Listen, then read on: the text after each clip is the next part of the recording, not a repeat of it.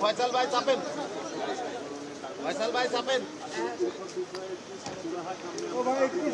ফয়সাল ভাই চাপেন।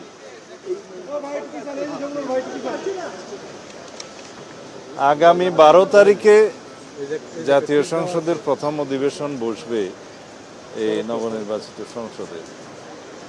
সেখানে সংসদ সদস্য হিসেবে আমরা যারা শপথ গ্রহণ করেছি তারা সংসদ সদস্য হিসেবে যোগদান করব।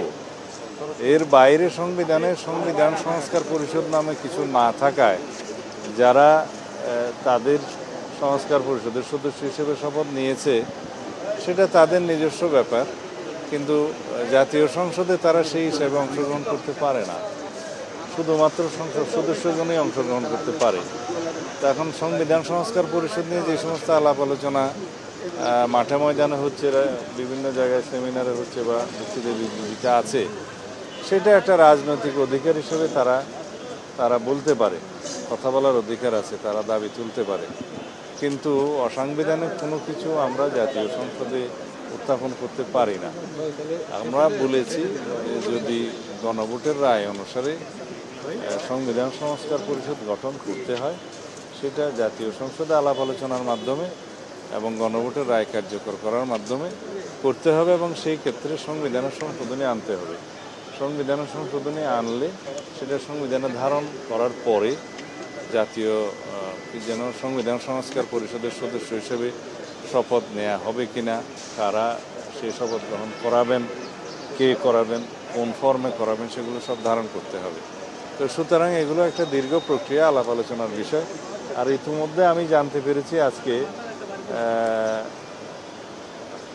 হাইকোর্টে একটা রিট পিটিশন মুভ হয়েছে যে সংবিধান সংস্কার মানে জুলাই জাতীয় সনদ উইদিন ব্র্যাকেট সংবিধান সংস্কার আদেশ 2025 নামে যেই আদেশটি হয়েছিল সেটা সংবিধানের ভায়োলেশন হয়েছে, অথবা এটা আল্ট্রা ভায়োলেন্স দি কনস্টিটিউশন এসব বলে আর কি, যে কোনো বৈধতা নাই বলে সেটা দাবি করে একটা রিট দাখিল হয়েছে। সেটা শুনানিও হয়েছে মনে হয় ইতিমধ্যে, আজকে হওয়ার কথা। তো দেখা যাক বিচার বিভাগ থেকে কি মতামত আসে, সেটাও আমরা জাতীয় সংসদে আলোচনার জন্য নিতে পারবো। এই সব বিষয় নিয়ে আইনানুগভাবে সাংবিধানিকভাবে জাতীয় সংসদে আলাপ আলোচনার মধ্য দিয়ে সব কিছু বিবেচনা হবে। এটাই গণতান্ত্রিক চর্চা। ধন্যবাদ।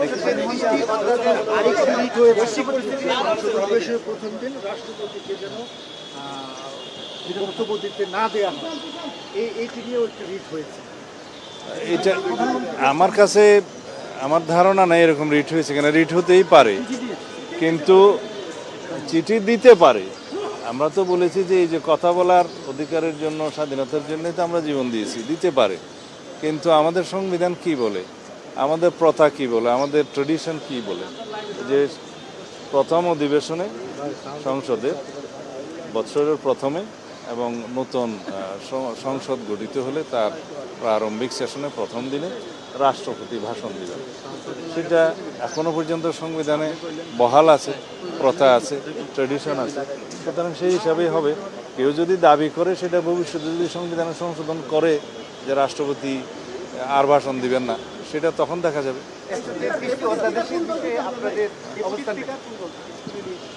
আমরা জুলাই জাতীয় সনদের প্রতি সম্মান দেখি, এবং জুলাই জাতীয় সনদে যে আমরা যেটা ঐক্যমতের ভিত্তিতে যেটা আমরা সমঝোতায় এসেছি রাজনৈতিক সমঝোতার দলিল হিসাবে, সেটার বাস্তবায়ন এখন থেকে শুরু করতে চাই। সেই জন্য আমরা আমাদের দলের পক্ষ থেকে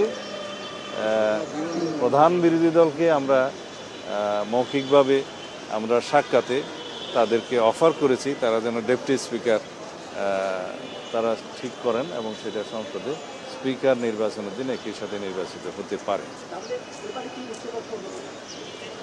সেটা আলাপ আলোচনার বিষয়। তবে ডেপুটি স্পিকার দেওয়ার বিষয়টা এখন আমরা অফার করতে পারি। সরকারি দল হিসাবে স্পিকার এবং ডেপুটি স্পিকার দুটোই সরকারি দল নিতে পারে। পরে আমরা জুলাই জাতীয় সনদের যে সমঝোতা আমরা করেছি যে দুটো ডেপুটি স্পিকার পদ সৃজন হবে, তার মধ্যে একটা ডেপুটি স্পিকার পাবে। অবশ্য ওইভাবে বলা নাই, বলা আছে যে ডেপুটি স্পিকার একজন বিরোধী দল থেকে মনোনীত হবেন বা নির্বাচিত হবেন, সেটা আমরা এখনই অফার করেছি।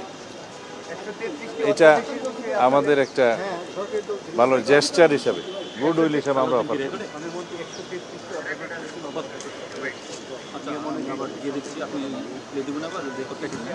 এই সবই কি আজকে বলে ফেলতে হবে? 133টা অধ্যাদেশ সবগুলোই নিয়ম অনুসারে সাংবিধানিক বাধ্যবাধকতা আছে, জাতীয় সংসদে অধিবেশনের প্রথম দিনে উপস্থাপন করা, সেটা উপস্থাপিত হবে। তারপরে কোনগুলো গৃহীত হবে কোনগুলো হবে না সেটা সংসদে আলোচনার বিষয়। ধন্যবাদ। ভাই দাঁড়ান।